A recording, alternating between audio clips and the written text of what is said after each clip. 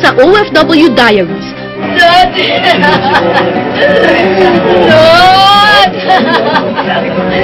Ang pagpupugay sa namatay na social worker attaché sa Malaysia. He is always after yung welfare namin, yung kapakanan namin, yung kaligayahan namin. Hindi ko nga po, ang gulo-gulo po talaga ng isip ko. At mga OFW na nagtangkang magpakamatay. Hindi masakit sa amin kasi sa halip na matupad niya yung pangarap niya, hindi naman natupad.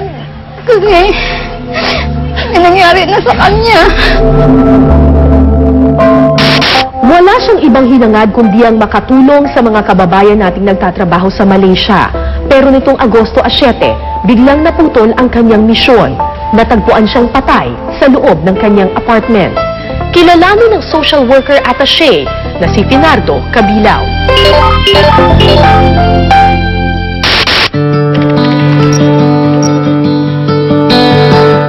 May pagmamalaki ng mga Pilipino sa Malaysia si Finardo Cabilao, isang social welfare attaché ng Philippine Embassy sa Malaysia. Sa mahigit 20 taon niyang pagseserbisyo bilang social worker, nakita ni Finard ang tunay na paghihirap at pagsasakripisyo ng ating mga kababayan sa ibang bansa. At ang pagtulong sa kanila ang kanyang naging misyon. One of the things that he was quite disappointed about, as he expressed to me in private, was sometimes, sabi niya, parang lack of enthusiasm on the part of the victim pa nga eh. Kasi many Filipinos, makauwi lang, okay na, kalimutan na lahat. And then, kung sino man yung recruiter niya, is free to recruit somebody else. Diba? Hindi matatapos, walang katapusan niya. Pero nahinto ang pagtulong niya nitong August 7, 2009. My administrative officer came over sa opisina ko and said that second day na hindi nila nakikita si Mr. Cabilao.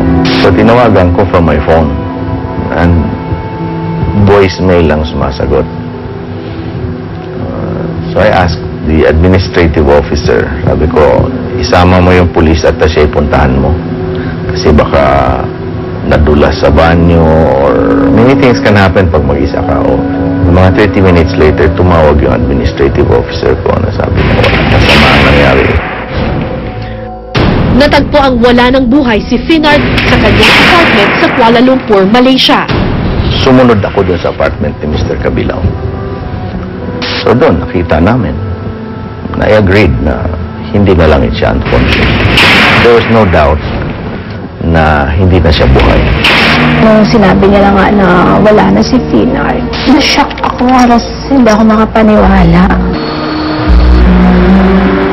Iba't ibang anggulo ang lumabas sa investigasyon. Dahil walang bakas ng forced entry ang apartment ni Finard, maaaring kakilala raw nito ang mga suspect. If there is a court case, tumutulong din siya about prosecution and all that. Hindi rin ipinagwalang bahala ang kontribusyon ni Finard sa anti-human trafficking campaign ng embahada. Ngunit hanggang ngayon, patuloy pa rin ang Malaysian Police sa pag-iimbestiga para mabigyan ng hustisya ang misteryosong pagkamatay ni Finard. With our 18 years na pagsasama, never nang binigyan niya ako ng problema.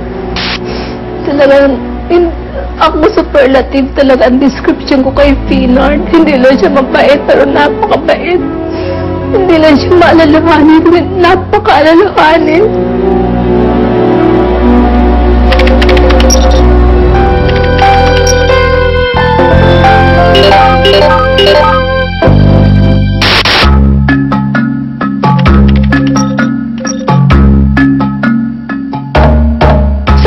Mga kababayan nating nagtatrabaho sa ibang bansa gaya ng Malaysia, hindi lahat sa kanila ay pinapalad na makipagsapalaran.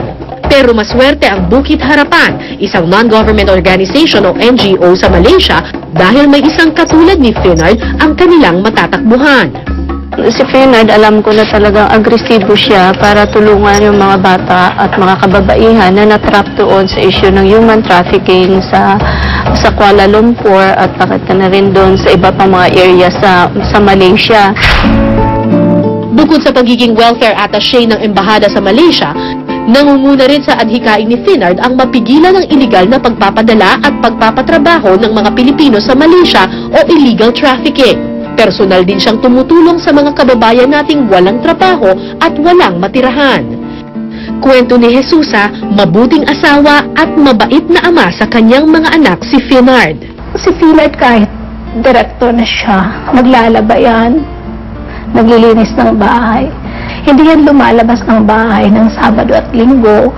Nandiyan lang yan sa bahay, nakikipagkwentuhan sa mga bata. Siya yung nag-aasikaso sa mga bata. Naaalala pa raw ni Marivic kung gaano kahusay nakatrabaho si Finard.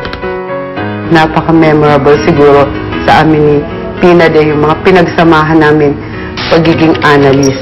Kasi si Pinad, pagkatapos ng trabaho namin, talagang dinaplano na meron kaming time for fun.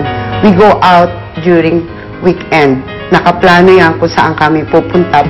Dinadamayan kanya kung yung hindi lang ikaw and even your family. Pagka may mga problema, mafe-feel mo sa kanya yung talagang pag-reach out niya sa bawat isa. Halos lahat, siya yung gumagawa, pati dokumento, pati pag-assist sa victim na mag-file ng kaso. As of course, kasama niya na rin dito yung ilan din ng mga lokal ng mga NGO doon sa Malaysia. As bread of life, he shall also live forever. He shall live forever.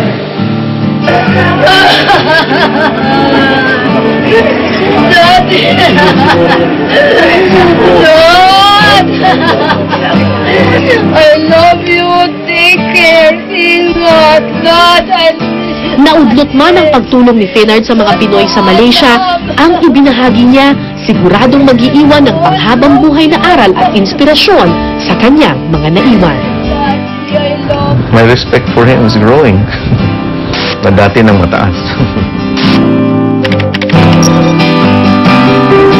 Kahit na matupad niya yung pangarap niya na magiging maayos ang buhay niya, tapos matulungan niya kami, hindi naman natupad kasi may nangyari na sa kanya.